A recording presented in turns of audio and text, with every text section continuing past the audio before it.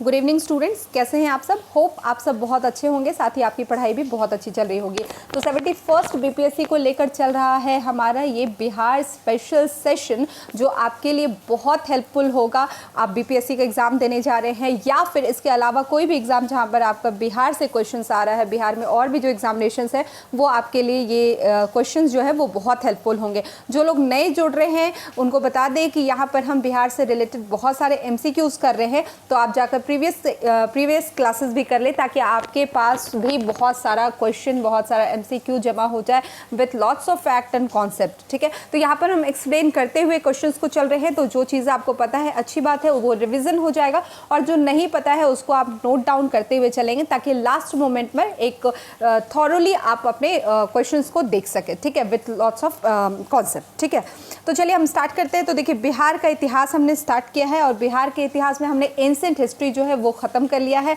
Medieval almost ख़त्म होने वाला है, उसके बाद हम मॉडर्न हिस्ट्री की तरफ आगे बढ़ेंगे, तो हमारा हिस्ट्री यहाँ पर कंप्लीट हो जाएगा। ठीक है, और मॉडर्न हिस्ट्री जो सबसे ज़्यादा इंपॉर्टेंट पार्ट है यहाँ पर बीपीएससी के एग्ज़ाम में अभी तक के पैटर्न को देखते हुए। ठीक है, लेकिन फिर भी कहूँगी कि ऐसा नहीं है, ऐसा कहीं भी बीपीएससी के सिलेबस में या कहीं भी मेंशन नहीं किया गया है कि क्वेश्चंस जो है वो सिर्फ और सिर्फ मॉडर्न से ही पूछे जाएंगे ज़्यादातर। लेकिन हमें सब कुछ को इसलिए कवर अप करके अच्छे से कवर अप करना है ताकि सवाल कहीं से भी हो आपके पास आपका जवाब होना चाहिए। ठीक है, तो चलिए हर दिन के अकॉर्डिंग मैं मान के चलूँगी कि आप क्वेश्चन देखते हैं, वीडियो को रोकेंगे, अपने आंसर्स को देंगे और उसके बाद एक्सप्लेनेशन को सुनेंगे। तो चलिए स्टार्ट करते हैं हम आज की क्लास को।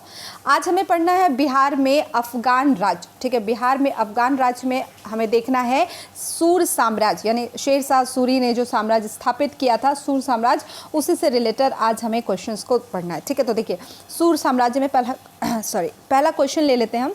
पहला क्वेश्चन है, सूर वंश की स्थापना की थी। सूर वंश की स्थापना किसने की थी? तो अभी जस्ट मैंने जिक्र किया। ठीक है, तो सूर वंश की स्थापना किया था शेरशाह सूरी ने, शेरशाह सूरी ने। ठीक है, अगला क्वेश्चन ले ले। अगला क्वेश्चन है, शेर खां के पिता हसन खां जागीरदार थे।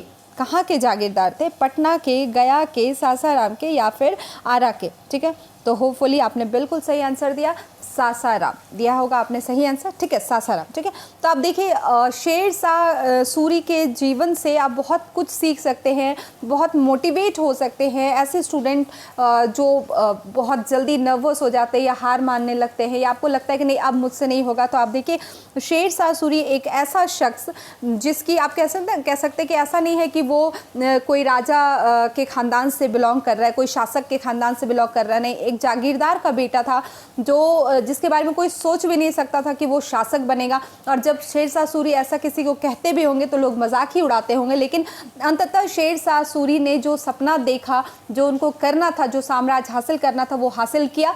हाँ, उनको समय लगा, बहुत एक एज में जाकर, बहुत ही उम्र में जाकर इन्होंने सत्ता को प्राप्त किया, लेकिन अंततः इन्होंने कर दिखाया। तो ये ऐसे कई किरदार होते हैं हमारे इतिहास में जिनसे हम बहुत कुछ सीख सकते हैं अपने लाइफ को रिलेट करते हुए। ठीक है ना, तो चलिए इसको ध्यान में रखना है। शेर खां के पिता जो थे हसन खां, वो क्या थे? जागीरदार थे। और वो क्या थे? कहाँ के जागीरदार थे? तो सासाराम के। ठीक है, इसको आपको ध्यान रखना। अच्छा, एक चीज़ थोड़ा सा और मैं आपको इन्फॉर्मेशन दे दूं यहाँ पर, चूँकि हम यहाँ पर शेरशाह की सूरी की बात कर रहे हैं, तो कुछ चीज़ें आप मेंशन कर ले। जैसे यहाँ पर क्वेश्चन दिया गया है, सूर वंश की स्थापना किसने की थी? तो शेरशाह सूरी ने की थी। शेरशाह सूरी ने, ध्यान रखिएगा, किसको हराकर यहाँ पर इस वंश की स्थापना की थी? तो हुमायूं को हराकर। ठीक है, तो ध्यान रखिएगा, शेरशाह सूरी ने हुमायूं को हराया था और 2 युद्ध लड़ा था उन्होंने हुमायूं के साथ। एक चौसा का युद्ध जो बिहार में 1539 में हुआ था, चौसा का युद्ध, और उसके बाद हुआ था कन्नौज का युद्ध, बैटल ऑफ बिलग्राम 1540 में। ठीक है, इसको भी मेंशन करिएगा क्योंकि ये सवाल ऐसे भी अलग से भी पूछता है कि चौसा का युद्ध कब हुआ था या फिर किसके बीच हुआ था। तो याद रखिएगा 1539 में। फिर बैटल ऑफ बिलग्राम, ठीक है, कन्नौज का युद्ध 1540 ईस्वी में हुआ था। ठीक है, और यही जो 1540 ईस्वी में हुआ था, यही एक निर्णायक युद्ध था और यहीं पर फिर सत्ता पलट जाता है और सूरवंश की स्थापना होती है, जिसको स्थापित किया शेरशाह सूरी ने। ठीक है, इतना आपको बेसिक शेर शाह सूरी का पता होना चाहिए। और शेर शाह सूरी का जो बचपन का नाम था वो नाम था फरीद खां, ये इसको आप ध्यान रखिएगा, उनका नाम था फरीद खां। और उनको शेर शाह को शेर खां की भी उपाधि मिली थी और वो उपाधि दिया गया था बहार खां द्वारा। ठीक है, बहार खां कौन था? तो बिहार का सूबेदार था। ठीक है, तो इतनी बेसिक बात आपको पता होनी चाहिए, क्योंकि ये सवाल भी पूछता है कि शेर शाह को शेर खां की उपाधि या फिर शेर कहकर किसने ये उपाधि उसको दी? तो याद रखिएगा बहार खां। ठीक है, अगर ऐसा सवाल आए तो आप बहार खां को टिक आउट करेंगे। ठीक है, तो चलिए इतनी बेसिक बातें आपको पता होनी चाहिए शेर शाह सूरी के बारे में। ठीक है, चलिए आगे बढ़ते हैं, अगला क्वेश्चन लेते हैं हम।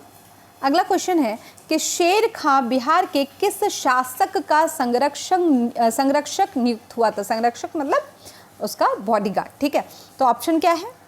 दरिया खां, जलाल खां, हसन खां या फिर मोहम्मद नुहानी।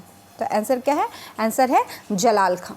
आंसर क्या है? जलाल खां। तो अभी हमने जिस बहार खां का जिक्र किया जिन्होंने शेर खां की उपाधि दी थी, उसी का बेटा था जलाल खां। तो उसकी शेर शाह की बहादुरी को देखकर उन्होंने क्या किया? अपने बेटे का संरक्षक नियुक्त कर दिया। ठीक है, हाँ, और ये भी पता होना चाहिए कि शेर खां की उपाधि क्यों दी गई थी उनको? तो वो इसलिए दी गई थी क्योंकि उन्होंने शेर से मुकाबला किया था, शेर को मारा था, इसलिए उनको शेर खां की उपाधि दी गई थी। ठीक है, तो ध्यान रखिएगा शेर खां को बिहार के किस शासक का संरक्षक नियुक्त किया गया था? तो जलाल खां का। इसको ध्यान रखिएगा, जलाल खां बहार खां का बेटा था, सुपुत्र था। ठीक है, चलिए अगला क्वेश्चन ले हम। देखिए अगला क्वेश्चन है, बिहार में शेर शाह का राजनीतिक वर्चस्व किस युद्ध में उसकी विजय के साथ स्थापित हुआ? तो ऑप्शन देख लीजिए, कन्नौज का युद्ध, दौरा का युद्ध, चौसा का युद्ध, सूरजगढ़ा का युद्ध। थोड़ा सा यहाँ पर हम पेशेंसफुली काम करेंगे, क्योंकि कभी कभी हमें लगता है कि क्वेश्चन बहुत इजी पूछ दिया हमारे अकॉर्डिंग, तो हम बहुत एक्साइटमेंट में आके क्वेश्चन को पूरी तरह से नहीं पढ़ते हैं। यहाँ पर देखिए क्या दिया जा रहा है कि हमें लगेगा कि शेर शाह का राजनीतिक वर्चस्व किस युद्ध में स्थापित हुआ। तो अभी मैंने बताया कि बैटल ऑफ बिलग्राम हुआ था, ठीक है, 1540 में, और यहाँ पर इन्होंने अपनी साम्राज्य स्थापित की। लेकिन यहाँ पर ये बोला जा रहा है कि बिहार में शेर शाह का राजनीतिक वर्चस्व किस युद्ध में उसकी विजय के साथ स्थापित होता है? तो याद रखिएगा यहाँ पर आप चौसा देखकर या फिर आपके पास ऑप्शन में कन्नौज रहता तो वो आप नहीं करते। ठीक है, तो आपका आंसर क्या होगा? सूरजगढ़ा का युद्ध। ठीक है, याद रखिएगा सूरजगढ़ा का युद्ध हुआ था और इसी के बाद उनका राजनीतिक वर्चस्व जो है वो बिहार में स्थापित हुआ था, इसी युद्ध के विजय के बाद। ठीक है, सूरजगढ़ा का युद्ध जो है वो हुआ था 1534 में, 1534 ईस्वी में हुआ था। ठीक है, किसके मध्य हुआ था? तो एक तो शेर शाह वर्सेस महमूद शाह। ठीक है, इसको मेंशन कर लीजिएगा। मान लीजिए पूछ सकता है कि सूरजगढ़ा का युद्ध जो है वो किनके बीच हुआ? तो शेर शाह वर्सेस महमूद शाह। कब हुआ है? तो 1534 में, 1534 में। क्लियर है? चलिए अगला क्वेश्चन देख लें हम। देखिए अगला क्वेश्चन क्या कह रहा है हमारा? अगला क्वेश्चन है, शेर शाह ने किस युद्ध में हुमायूं को पराजित किया था? ठीक है, तो चौसा का युद्ध, बिलग्राम अथवा कन्नौज का युद्ध, उपयुक्त ए बी या फिर ना तो ए और ना ही बी। ठीक है, तो इसको ध्यान रखिएगा। अभी जस्ट हमने जिक्र किया पिछले क्वेश्चन में कि यहाँ पर हुमायूं जो है शेर शाह जो है वो 2 युद्ध लड़ता है यहाँ पर, एक चौसा का युद्ध और बिलग्राम का युद्ध। तो क्या बोल रहे हैं? हुमायूं को पराजित किया, तो इसमें भी पराजित किया था, यानी कि चौसा का युद्ध में भी पराजित किया था हुमायूं को, और बिलग्राम या कन्नौज का युद्ध बोलते हैं इसमें भी पराजित किया था। ठीक है, और यही जो था ये बिलग्राम जो युद्ध था यही निर्णायक युद्ध था, मैंने अभी बताया 1540 में। और यही इसी युद्ध के बाद, ये जो 1540 में लड़ा गया, इसी युद्ध के बाद जो है हुमायूं को भारत छोड़कर भागना पड़ा था। ठीक है, मतलब हुमायूं जो है वो भारत छोड़कर 1540 में भागता है और फिर हुमायूं की वापसी होती है। लेकिन वापसी कब होती है? तो आप देखिए 1555 में। तो आप देख रहे हैं 15 साल का एक लंबा गैप रहा यहाँ पर। ठीक है, तो 1540 से 1555 के बीच हुमायूं जो है वो भागा ना, मतलब 1555 में उसकी वापसी हुई। ठीक है, तो इसका आंसर क्या होगा? एक मिनट में थोड़ा इरेज कर दूँ।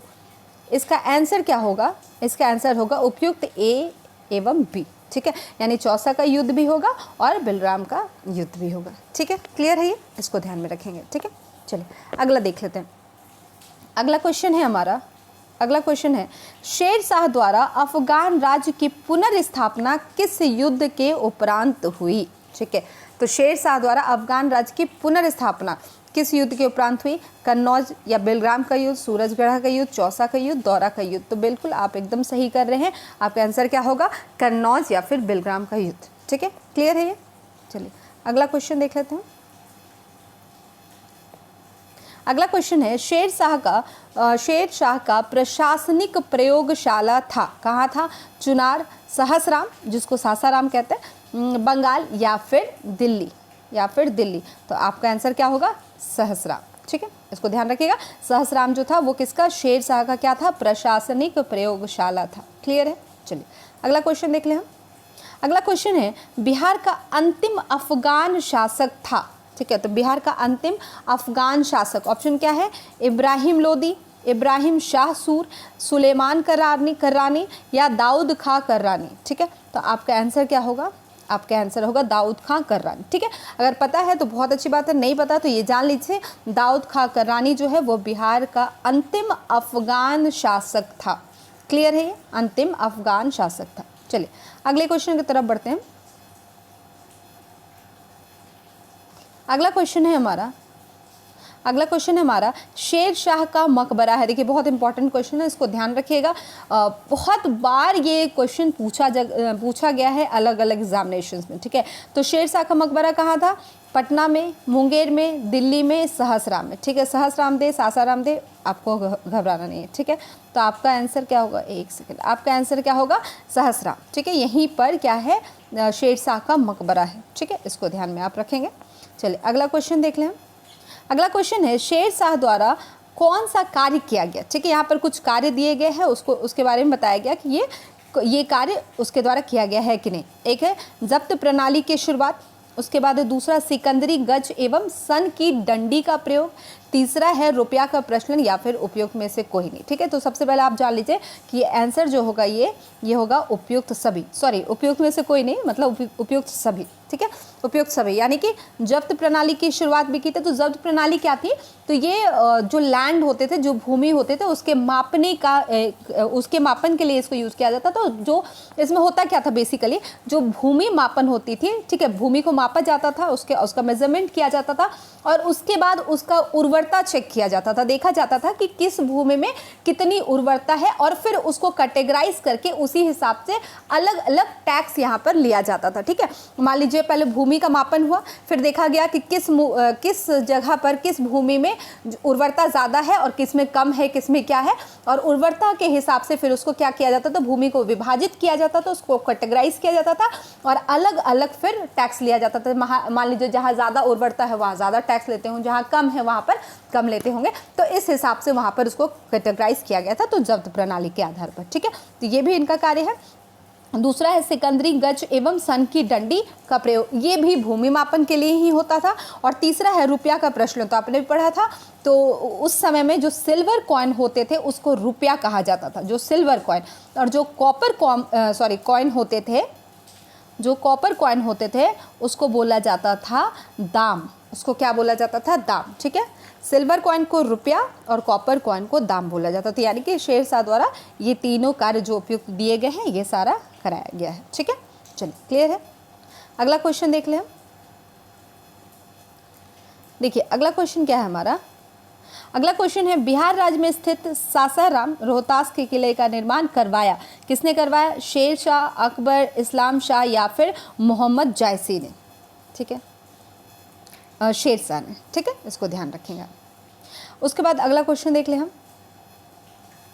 निम्न में से कौन सा कार्य शेर शाह द्वारा नहीं किया गया था? ठीक है, तो ध्यान रखिए। देखिए कई बार हम एग्जाम में गलती क्या कर देते, ये नहीं किया गया या नहीं किया गया या किया गया, क्या होता है हम एक्साइटमेंट में ठीक से देखते नहीं। तो ध्यान रखिएगा कौन सा कार्य नहीं किया गया। तो ऑप्शन देख लेते हैं पहले हम अपना। ऑप्शन है देश की भूमि का संरक्षण, दूसरा है ग्रांड ट्रंक रोड जिसको सड़क आज़म, बाद में उसका नाम ऑकलैंड ने ग्रांड ट्रंक रोड कर दिया था, ये आपने भी पढ़ा है। ठीक है, और तीसरा है इबादत खां का निर्माण, और चौथा है किसानों को पट्टा देने तथा कबूलियत की प्रथा का आरंभ। ठीक है, तो देखिए कभी कभार ऐसे भी ऑप्शंस आपको बाय लक आपको ऐसे ऑप्शंस मिल जाते हैं जो आप खुद से एलिमिनेट कर सकते हैं। जैसे यहाँ पर है कि जैसे देश की भूमि का संरक्षण, ठीक है, ये किया है शेर शाह सूरी ने। मान लीजिए आपको नहीं पता है, मान लीजिए आपको सिर्फ ये पता है कि हाँ जीटी रोड, चूँकि ये बहुत ही फेमस, ये क्वेश्चन भी कई दफ़ा आ रहा है, तो आपको ये पता है कि हाँ ये तो किया है, शेरशाह सूरी द्वारा काम किया गया है। चौथा है किसानों को पट्टा देने तथा कबूलियत की प्रथा का आरंभ, मान लेते हैं ये भी आपको नहीं पता, तो आपको सिर्फ यही पता था। लेकिन एक ऑप्शन यहाँ पर आपको और दिख रहा है, इबादत खाना का निर्माण, इबादत खाना का निर्माण, तो ये आपको पता होगा कि इसका निर्माण किसने कराया था, अकबर द्वारा ये कराया गया था। तो आप ऐसे ही क्या कर सकते हैं, इसको एलिमिनेट कर सकते हैं, और इसको एलिमिनेट करके आप अपने आंसर को निकाल सकते हैं, यानी कि इसका आंसर होगा इबादत खाना का निर्माण। क्लियर है, यानी कि ए भी किया गया था, बी भी किया गया था, डी भी किया गया था, सिर्फ ये नहीं किया गया था, ये अकबर द्वारा किया गया। क्लियर है, तो देखिए अगर आप कहीं का भी, अगर आपको किधर उधर से भी कोई नॉलेज पता है, कोई फैक्ट पता है, तो आप आंसर को क्या कर सकते हैं, इजीली ऑप्शंस को एलिमिनेट कर सकते हैं। क्लियर है, चलिए अगला देख लें। अगला क्वेश्चन है कि मध्यकाल में पटना का नव निर्माण करवाया था। ठीक है, तो मध्यकाल में यानी कि मेडाइवल की बात की जा रही है, तो मेडाइवल पीरियड जो था उसमें पटना का नव निर्माण कराया था, किसने कराया था, अजीम उस शान ने, हर्षवर्धन ने, शेरशाह ने, औरंगजेब ने। ठीक है, तो आप जान लीजिए आंसर क्या है, शेरशाह ने। ठीक है, तो चूंकि यहाँ पर थोड़ा सा आपके लिए इजी हो जा रहा है, क्योंकि हमें पता है कि हम शेरशाह सूरी से रिलेटेड चैप्टर में जो क्वेश्चंस है उसको हम कवर अप कर रहे हैं, लेकिन फिर भी आपको आंसर को ध्यान रखना है। ठीक है, अगला क्वेश्चन देख लें हम। अगला क्वेश्चन है, सासाराम किसके मकबरे के लिए प्रसिद्ध है। बहुत इजी है, लेकिन चलिए ऑप्शन थोड़ा देख लेते हैं। शेरशाह सूरी, हसन खां सूर, इस्लाम शाह, या उपयुक्त सभी, या उपयुक्त सभी। तो देखिए आंसर जान लीजिए उपयुक्त सभी। ठीक है, ये तो आपको पता ही है, लेकिन ये भी जान लीजिए हसन खां सूर जो उनके पिताजी थे, इस्लाम शाह भी, और ये मतलब ये तीनों, इन तीनों का क्या है, मकबरा जो है वो सासाराम में है। ठीक है, चलिए अगला देख लेते हैं हम। अगला क्वेश्चन क्या कह रहा है हमारा, कि शेरशाह के मकबरे के संबंध में क्या सही है। तो शेरशाह के मकबरे से रिलेटेड क्वेश्चन पूछ रहा है, कौन सा सही है। यह झील के मध्य में स्थिर अष्टकोणीय आकार का है, सही है। यह मकबरा चौकारे चबूतरे पर बना है जिसके चारों ओर सीढ़ियां हैं, बिल्कुल सही है। इसकी छत एक भव्य गुंबद के रूप में है, सही है। या फिर उपयुक्त सही, तो आपको आंसर क्या हो गया, मिल गया उपयुक्त सही। ठीक है, तो ये अगर फैक्ट आपको पता है तो बहुत अच्छा, नहीं पता है तो आप मेंशन कर लेंगे, आपके पास ये एक्स्ट्रा फैक्ट आ जाएंगे। ठीक है, चलिए अगला क्वेश्चन देख लें। अगला क्वेश्चन देखिए, ये वैसे बीपीएससी में पूछा गया है। ठीक है, 41वीं बीपीएससी में। ठीक है, पटना को प्रांतीय राजधानी बनाया था। पटना को प्रांतीय राजधानी किसने बनाया था। ऑप्शन क्या है, शेरशाह, अलाउद्दीन हुसैन शाह, इब्राहिम लोदी, या फिर राजकुमार अजीम ने, ठीक है, तो फिर बोल रही हूँ, चूँकि आपके पास आंसर ये होगा शेरशाह ने। ठीक है, तो शेरशाह ने पटना को प्रांतीय राजधानी बनाया था। चूँकि अभी हमें पता है कि हम शेरशाह से रिलेटेड क्वेश्चंस कर रहे हैं, तो हम यहाँ पर तो इजीली कर लेंगे, लेकिन जो फैक्ट आपको पता नहीं है शेरशाह के बारे में, उसको आप क्या करेंगे, नोट डाउन करते हुए चलेंगे। ठीक है, तो चलिए आज का क्लास इतना ही, फिर नेक्स्ट क्लास में मिलेंगे कुछ नए क्वेश्चंस के साथ, कुछ नए टॉपिक के साथ। तब तक के लिए thank you, have a nice day.